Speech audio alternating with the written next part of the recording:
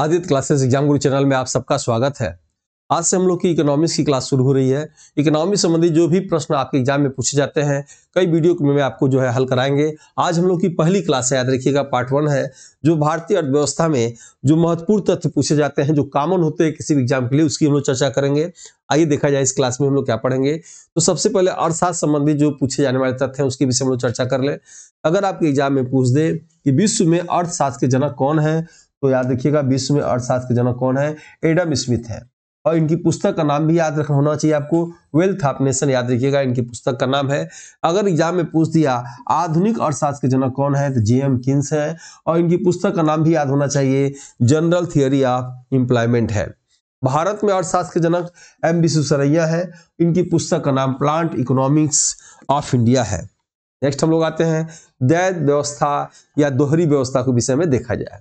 द्वैध अर्थव्यवस्था जिसमें एडवांस और बैकवर्ड सेक्टर में संवेदनहीनता होती हो, जैसे इसरो के कार्य प्रगति पर भी है और मानो आज भी गांव में बैलगाड़ी से चल रहा है। जैसे आपके एग्जाम में पूछेगा कि भारतीय अर्थव्यवस्था किस तरह की अर्थव्यवस्था है, तो उसमें 4 ऑप्शन आपको दिया रहेगा, उसमें से एक छांटना रहेगा। भारतीय अर्थव्यवस्था याद रखिएगा दोहरी अर्थव्यवस्था है, यानी मानो जो है आदित्य 11 2 सितंबर 2023 को छोड़ा गया, याद रखिएगा चंद्रयान 3 का भी काम कर रहा है, चंद्रयान 4 पर भी काम कर रहा है और आज गांव में बैलगाड़ी से भी चल रहा है।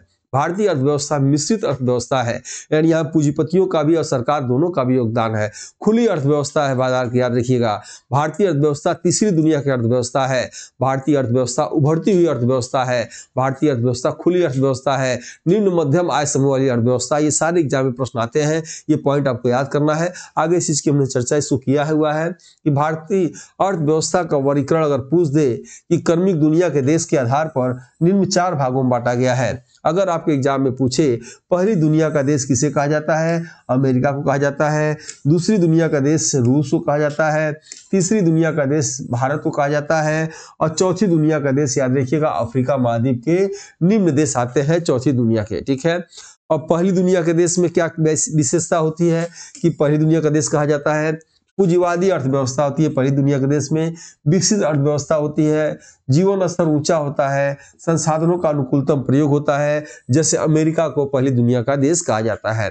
दूसरी दुनिया के देश में आप क्या कहेंगे, यहाँ सामाजिक अर्थव्यवस्था होता है, विकसित अर्थव्यवस्था होता है, जीवन स्तर ऊंचा होता है, संसाधनों का अनुकूलतम प्रयोग होता है, जैसे रूस का है, कभी 1990 के दशक में था, ठीक है। और ये टेस्ट जो लोग नहीं ली है ले लेना चाहिए, 1 साल तक वैलिडिटी है। इसी बहाने पर डे आपको 9 से 11 टेस्ट देना होगा। सुबह 8 से 9 आपकी लाइव क्लास फ्री चलती है यूट्यूब पर, दोपहर को उसका पीडीएफ मिलता है और शाम को टेस्ट होगा। 30 क्वेश्चन पर डे आपको गारंटी के साथ तैयार हो जाएगा। तो 999 में आपको क्या मिलेगा, इसमें daily classes, video classes, theory classes, solved paper, weekly test, याद रखिएगा टक्कर बैच नाम है। ये किसी भी एग्जाम के जनरल स्टडी के लिए भी काम करेगा। अब इधर फोकस एलटी ग्रेड, जीआरसी प्रवक्ता और जीडीसी के लिए किया जा रहा है। आप सबको इस टेस्ट को लेने के लिए अपने मोबाइल के प्ले स्टोर से आदित्य क्लासेस एग्जाम गुरु डाउनलोड करना चाहिए, या इस नंबर पर फास्ट टेस्ट लिखेंगे तो आपको जो है उसमें जो है लिंक भेज दी जाएगी। इसके कुछ फ्री टेस्ट भी दिए गए हैं, आप इंस्टॉल करिए सॉफ्टवेयर को और आपको अच्छा लगे तो फिर परचेज करिए। ये पुस्तक जीएस के लिए रामबाण की तरह है। दूसरा एडिशन 2025 का है, गलतियों के चांस नहीं के बराबर है। अभी डिस्काउंट में चल रहा है, 50% डिस्काउंट के साथ, डिलीवरी चार्ज भी नहीं देना है। अगर जिनको लेना हो ले सकते हैं। बिखरे हुए महत्वपूर्ण तथ्यों को वन लाइनर के रूप में एक जगह इकट्ठा कर लिया गया है। अक्सर परीक्षा में पूछे जाने वाले तथ्यों पर आधारित है। सिलेबस के अनुसार महत्वपूर्ण सटीक जानकारी दी गई है। 1 दशक के अनुभव को इस पुस्तक के रूप में संकलित करने का प्रयास जो पाठ्यक्रम के अनुसार है। सिलेबस जल्द और खत्म रिवाइज करने का असरदार विकल्प है, इस पुस्तक के माध्यम से आप कर सकते हैं। प्रत्येक थ्योरी चैप्टर के बाद 30 एमसीक्यू की प्रैक्टिस सेट भी है। अपडेटेड तथ्य है, याद रखिएगा। और इसको आप चाहें तो अमेजन, फ्लिपकार्ट या हमारी वेबसाइट है examsiddhi.com से मंगा सकते हैं। और जो लोग नहीं जुड़े हैं, टेलीग्राम ग्रुप से जुड़ना चाहिए और व्हाट्सएप ग्रुप से, ठीक है, और इसका लाभ उठाना चाहिए। इसमें सभी वीडियो के लिंक, सूचनाएं और कुछ टेस्ट भी इसमें पर डे दिए जाते हैं। आइए हम लोग देखते हैं तीसरी दुनिया का देश। तीसरी दुनिया का देश अपना भारत है, इससे एग्जाम पूछा जाता है। तो भारतीय अर्थव्यवस्था कैसी है, विकसित अर्थव्यवस्था है, विकासशील अर्थव्यवस्था है, जीवन स्तर निम्न है, संसाधनों का अधिकतम प्रयोग अभी शेष है। चौथी दुनिया का देश में देखा जाए, चौथी दुनिया का देश अफ्रीका महाद्वीप के निम्न देश आज भी है, जो अर्थव्यवस्था का ज्ञान नहीं है, अल्प विकसित अर्थव्यवस्था है, जीवन स्तर निम्न है, संसाधनों का ज्ञान इसमें नहीं है, ठीक है। अब वहां से हम लोग एक पॉइंट हम पढ़ेंगे कि विश्व बैंक द्वारा वर्गीकरण किया गया। तो 1 जुलाई 2017 को याद रखिएगा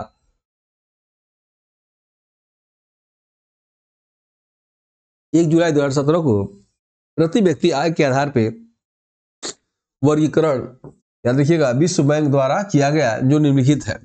पहला है कि निम्न आय समूह वाली अर्थव्यवस्था, यानी 1 जुलाई 2017 को प्रति व्यक्ति आय के आधार पे जो है इसका जो वर्गीकरण किया गया। निम्न आय समूह वाली अर्थव्यवस्था, निम्न मध्यम आय समूह वाली अर्थव्यवस्था जैसे भारतीय अर्थव्यवस्था, उच्च मध्यम आय समूह वाली अर्थव्यवस्था, उच्च आय समूह वाली अर्थव्यवस्था। ठीक है, नोट देख लीजिएगा।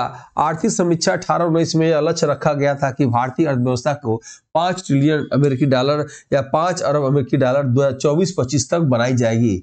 यह तभी संभव होगा जब ग्रोथ रेट 8% प्रति वर्ष और महंगाई रेट 4% प्रति वर्ष हो। ठीक है, वृद्धि याद किसे कहते हैं? यह मात्रात्मक होता है, इसे मापना संभव है। इसे मापते हैं जैसे जीडीपी, जीएनपी, एनडीपी, एनएनपी, इसे वृद्धि कहा जाता है। विकास किसे कहते हैं? यह गुणात्मक होता है, माप संभव नहीं है। अब यहां देखिएगा, जो आपके एग्जाम में पूछा जाता है, विकास जो है 3 प्रकार का होता है। एक मानव विकास, सतत विकास और समावेशी विकास। ठीक है, मानव विकास में याद रखिएगा 2025 में भारत का स्थान 130वां है। सतत विकास में भारत का स्थान 99वां है। इसका रिपोर्ट अभी जारी नहीं हुआ है। ठीक है, और मानव विकास के विषय में देखा जाए, ये तीनों पॉइंट कई बार एग्जाम में पूछे गए हैं। ठीक है, मानव विकास के चयन प्रक्रिया का विस्तार है।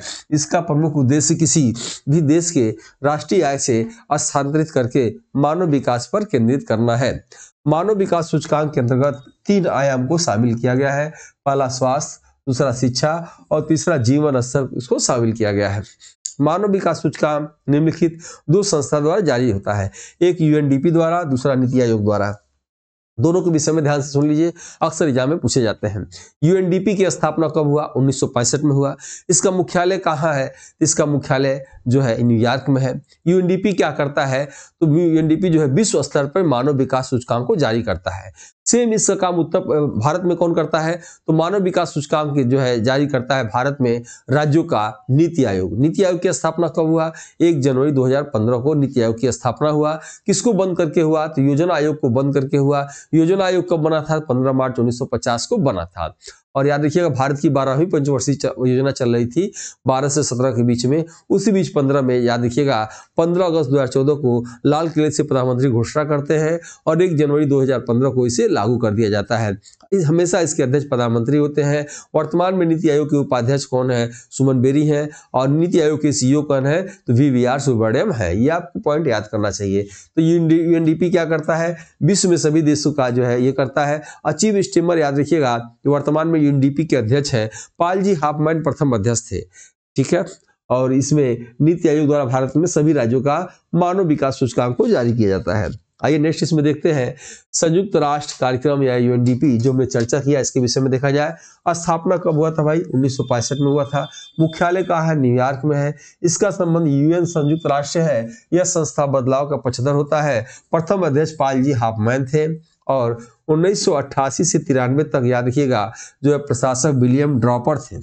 इस सत्र के दौरान विशेष सलाहकार महबूब उल हक थे। ये कहाँ के थे? पाकिस्तान के थे। महबूब उल हक को बार बार पूछा गया प्रश्न ये है, महबूब उल हक को मानव विकास सूचकांक का जनक कहते हैं। इसके लिए नोबेल पुरस्कार अर्थशास्त्र के क्षेत्र में इनको दिया गया। इंपॉर्टेंट पॉइंट यहाँ देखिएगा, 25 में भारत का मानव विकास सूचकांक में स्थान 130वां है। 25 में विश्व में प्रथम स्थान किसका है मानव विकास सूचकांक में? तो आइसलैंड का है। आइसलैंड की राजधानी रिकजाविक है और पूरे पृथ्वी का सबसे उत्तर में कोई देश है तो आइसलैंड है। आर्कटिक रेखा के करीब से आइसलैंड की राजधानी याद रखिएगा रिकजाविक गुजरती है। आइसलैंड में विश्व में सबसे अधिक ज्वालामुखी है, ये भी आपको याद रखना चाहिए। इसीलिए इसे ज्वालामुखी की माला के नाम से भी आइसलैंड को जाना जाता है। नेक्स्ट देखते हैं, यूएनडीपी का उद्देश्य क्या है भाई? यूएनडीपी का उद्देश्य है पर्यावरण व ऊर्जा का संरक्षण, संकट से बचाव व पुनरुद्धार, लोकतांत्रिक शासन प्रणाली को सशक्त बनाना, गरीबी को विश्व स्तर से समाप्त करना, एचआईवी एड्स रोग को समाप्त करना। ठीक है, सतत विकास, ये एग्जाम इंपॉर्टेंट है, भी आ चुका है। सतत विकास की प्राप्ति के लिए एक लक्ष्य घोषित किया गया जिसका नाम निम्नलिखित है। अभी तक 2 लक्ष्य याद रखिएगा निर्धारित किए गए हैं एमडीजी। ये 2000 से 2015 तक पूछने के चांस कम है। उसके बाद एसडीजी 2015 से 2030 तक इंपॉर्टेंट है, ये आपके एग्जाम में पूछने का पूरा चांस है इसका। यानी 2000 से 2015 में जो एमडीजी चला उसे सहस्त्राब्दी विकास 2015 तक इसको समाप्त किया गया। ठीक है, एसडीजी विकास कब हुआ? 15 से 30 तक के लिए है, अभी ये चल रहा है, 2030 तक चलेगा। इससे प्रश्न आता है। अब आप देखेंगे जो है एमडीजी का फुल फॉर्म क्या होगा, जो है मिलेनियम डेवलपमेंट गोल एमडीजी, और जो है एसडीजी का full form sustainable development goal, ये भी आपके एग्जाम में पूछा जा सकता है। सतत विकास लक्ष्य आप ध्यान रखेंगे। यूएन 2015 का पेरिस सम्मेलन में इसे स्वीकार कर लिया गया। 2015 से 30 तक दुनिया की एसडीजी को पाने के लिए कार्य करेगी। इस पर भारत ने भी हस्ताक्षर किया। भारत में सतत विकास की नोडल एजेंसी नीति आयोग और सांख्यिकी मंत्रालय है। सतत विकास लक्ष्य के अंतर्गत कुल 17 लक्ष्य निर्धारित किए गए हैं, आपको याद होना चाहिए। सतत विकास में कितने लक्ष्य हैं? 17 लक्ष्य है, याद रखिएंगे। भारत में सतत विकास की नोडल एजेंसी कौन है? नीति आयोग और सांख्यिकी मंत्रालय है। इस पे जो है भारत ने भी साइन किया। कब किया था? इस पे किया था। तो 17 लक्ष्य कौन कौन है, पहले उसको देखा जाए। तो सतत विकास के 17 लक्ष्य याद रखेंगे, कौन कौन है पर उसको देख लीजिए। 17 लक्ष्य है। पहला क्या है? गरीबी है। दूसरा क्या है? भुखमरी है। तीसरा स्वास्थ्य है। चौथा शिक्षा है। ये चारों क्रम से याद रखिएगा। पहले प्रश्न कैसे आएगा? प्रश्न आएगा निम्नलिखित में से सतत विकास लक्ष्य में 17 लक्ष्यों में कौन शामिल नहीं है? 4 ऑप्शन दे देगा, या पूछ देगा सतत विकास के अंतर्गत 17 लक्ष्यों में पहला क्या है, या दूसरा क्या है, या तीसरा क्या है, या चौथा क्या है। उम्मीद है 4 तक ज्यादा पूछने का इसकी तैयारी है। लैंगिक समानता 5वां लक्ष्य याद रखिएगा सतत विकास के 17 लक्ष्यों में। पानी व स्वच्छता पर विशेष ध्यान। ऊर्जा, काम, औद्योगिकरण, विषमता, सतत शहर, सतत उपभोग, जलवायु परिवर्तन, जल के नीचे जीवन, लाइफ एवं वाटर, शांति, विश्व के सभी देशों की भागीदारी। ये 17 लक्ष्य जो है आपको याद करना चाहिए। भारत में राष्ट्रीय आय की माप कैसे करते हैं इसको देखा जाए। ठीक है, आइए देखते हैं।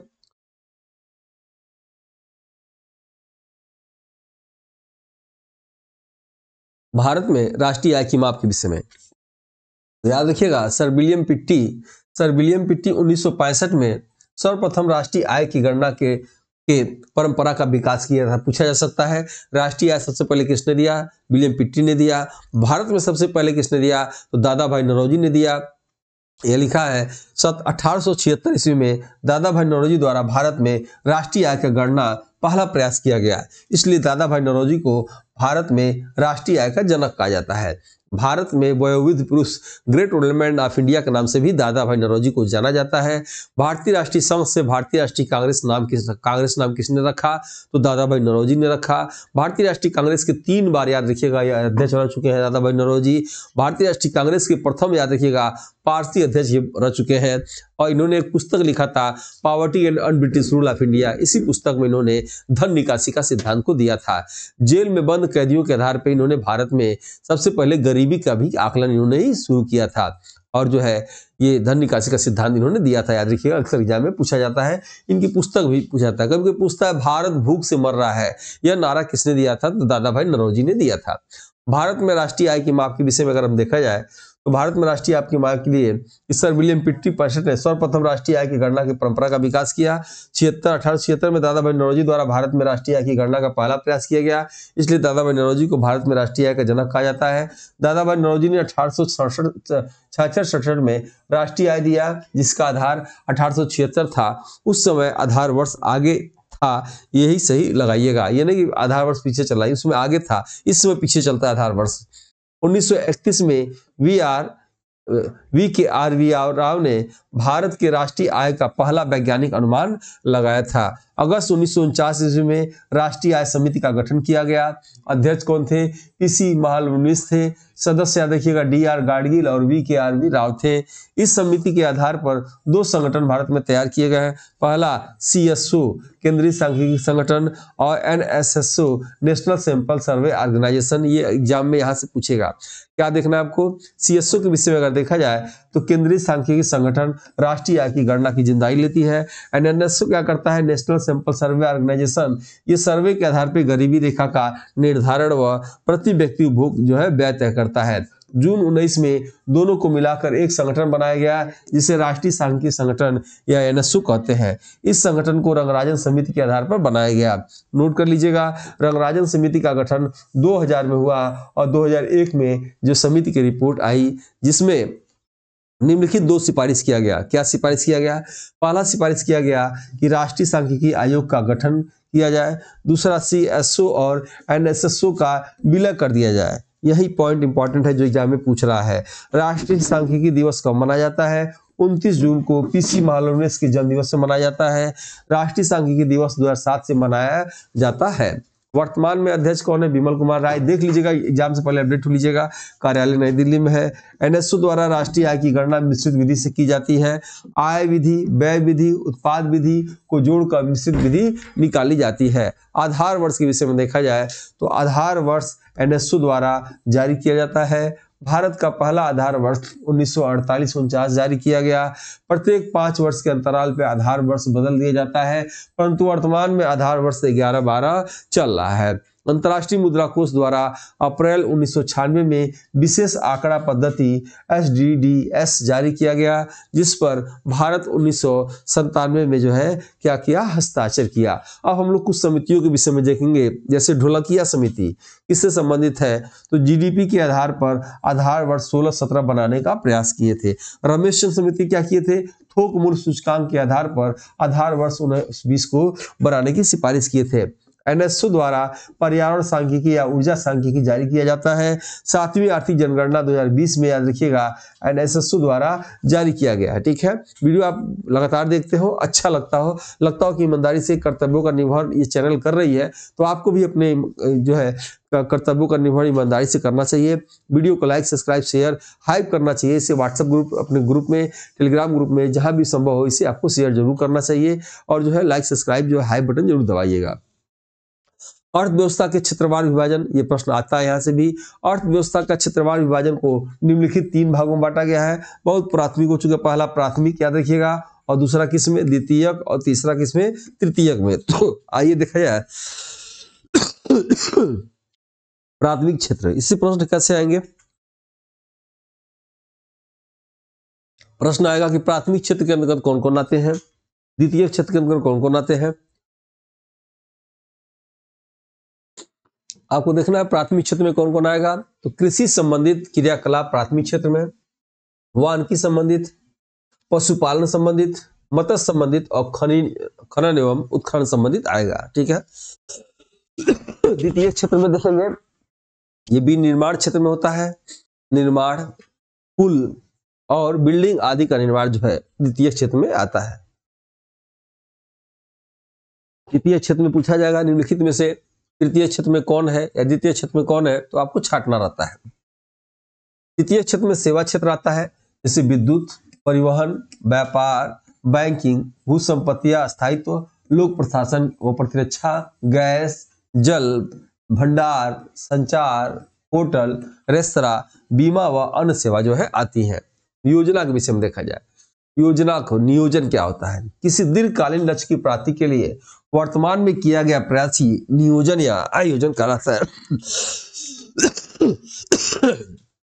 और सर्दी जुकाम हो गया, बहुत दिक्कत, मौसम चेंज हुआ है।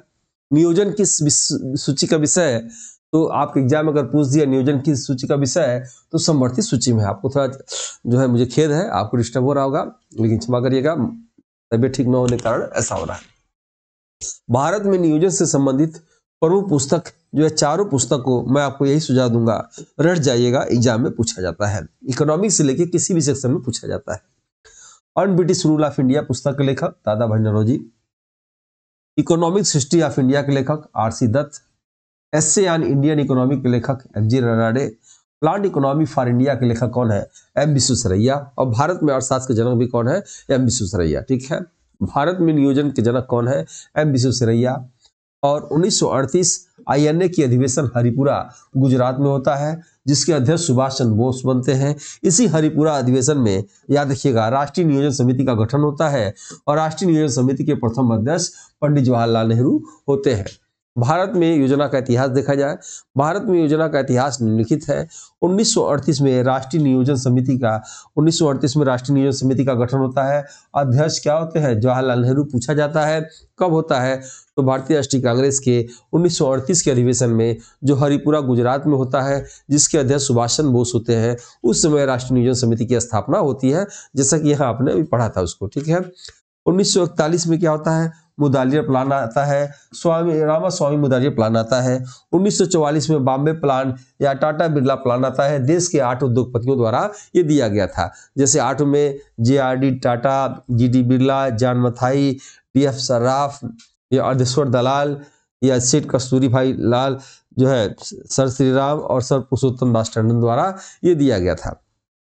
नेक्स्ट आप देखेंगे 1946 में नियोजन सहकारी बोर्ड की समिति का गठन होता है, जिसके प्रथम अध्यक्ष केसी नियोगी थे। 15 मार्च 1950 को कैबिनेट के प्रस्ताव द्वारा योजना आयोग का गठन होता है। 15 मार्च 1950 का डेट याद रखिएगा। 28 मार्च 1950 को योजना आयोग ने कार्य प्रारंभ किया और पंचवर्षीय योजनाओं को बनाने में कार्य किया। आयोग द्वारा ये किया जाता है। 6 अगस्त 1952 का डेट भी याद रखिएगा, एग्जाम में पूछा जाता है। राष्ट्रीय विकास परिषद का गठन होता है।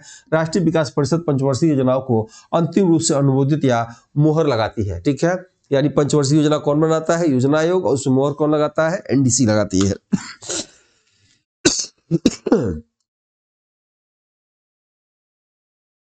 सुबह से लगातार क्लासेस लेने की वजह से भी दिक्कत होती है क्लासेस। ठीक है। 15 अगस्त 2014 को याद रखेंगे, लाल किले से प्रधानमंत्री श्री नरेंद्र मोदी योजना आयोग की समाप्ति की घोषणा करते हैं और 1 जनवरी 2015 को नीति आयोग का गठन होता है। ठीक है। आगे हम लोग पढ़ेंगे भारत में पंचवर्षीय योजनाओं का लक्ष्य। तो याद रखिएगा, पंचवर्षीय योजना में प्रथम पंचवर्षीय योजना का लक्ष्य क्या रखा गया था? कृषि, डोयर मॉडल पर आधारित। द्वितीय पंचवर्षीय योजना का क्या रखा गया था? उद्योग। तृतीय पंचवर्षीय योजना का जो है लक्ष्य क्या रखा गया था? आत्मनिर्भर। और चौथी पंचवर्षीय योजना का याद रखिएगा क्या रखा गया था? जो है पंचवर्षीय योजना का स्थिरता में संवर्धन। 5वीं पंचवर्षीय योजना में गरीबी हटाओ, कई बार पूछता है, निर्धनता उन्मूलन। 6ठी पंचवर्षीय योजना में आधुनिकीकरण। 7वीं पंचवर्षीय योजना में भोजन काम उत्पादकता। 8वीं पंचवर्षीय योजना में मानव। 9वीं में सामाजिक न्याय समता। 10वीं में पंचवर्षीय योजना मानव कल्याण। 11वीं में समावेशी विकास और 12वीं में तीव्र एवं सतत समावेशी विकास। ठीक है। और ये लास्ट पॉइंट है, 2 पेज और देख लीजिए। और उसके बाद आपको ये पूरा नोट 5 याद करना चाहिए। प्रथम पंचवर्षीय योजना 1951-52 से 1955-56 में लक्ष्य था कृषि। 12वीं पंचवर्षीय योजना 1912-13 से 16-17 तक लक्ष्य था तीव्र सतत और अधिक समावेशी समृद्धि। गरीबी हटाओ 5वीं पंचवर्षीय योजना में लक्ष्य रखा गया था। भारत में अभी तक योजना अवकाश 1 वर्षीय योजना 6 बार लगा है। भारत में अभी तक पंचवर्षीय योजना 12 बार लगा है।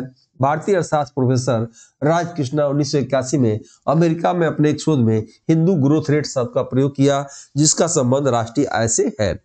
नीति आयोग के विषय में देख लीजिएगा, फुल फॉर्म पूछा जा सकता है। National institute for transforming India, बदलते भारत के लिए राष्ट्रीय संस्थान नीति आयोग को कहा जाता है। राजीव गांधी का कथन था, योजना आयोग जोकरों का समूह है। किसका है कथन? राजीव गांधी का। योजना आयोग को भंग करने की घोषणा 15 अगस्त 2014 को। नीति आयोग का जो है गठन करने की घोषणा 7 दिसंबर 2014 को। नीति आयोग को कैबिनेट में प्रस्ताव पास हुआ 1 जनवरी 2015 को। ठीक है। और जो लोग टेस्ट नहीं लिए ले सकते हैं, 999 में 1 साल तक उनको टेस्ट मिलेगा, वेल्टी मिलेगा। किसी भी जनरल स्टडी के लिए LT ग्रेड GIC पर होता, GIC के लिए जो है 1 साल तक आपको इसी बहाने एक टेस्ट देंगे। ठीक है। और ये पुस्तक भी ले सकते हैं, 50% डिस्काउंट, डिलीवरी चार्ज नहीं देना इस समय। और ये आप जुड़ जाइए टेलीग्राम व्हाट्सएप ग्रुप से। आप सब ने मेरे क्लास को इतने देर तक देखा, बीच में थोड़ा खांसी आने की वजह से क्लास में डिस्टर्बेंस था, इसके लिए मुझे खेद है। और नेक्स्ट हम लोग इकोनॉमिक्स के दूसरे क्लास में मिलते हैं नेक्स्ट क्लास में। तब तक के लिए जय हिंद, जय भारत।